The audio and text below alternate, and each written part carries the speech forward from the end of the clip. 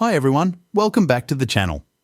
In this tutorial, I'm going to show you how to stabilize shaky video footage in Adobe Premiere Pro.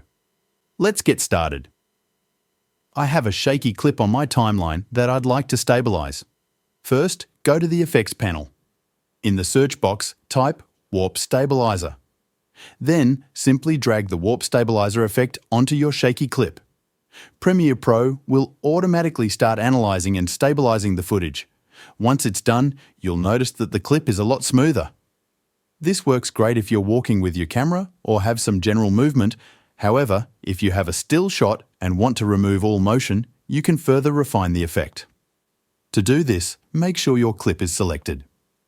Go over to the Effect Controls panel, where you'll find the Warp Stabilizer effect settings. Under the Result drop-down menu, change it to No Motion.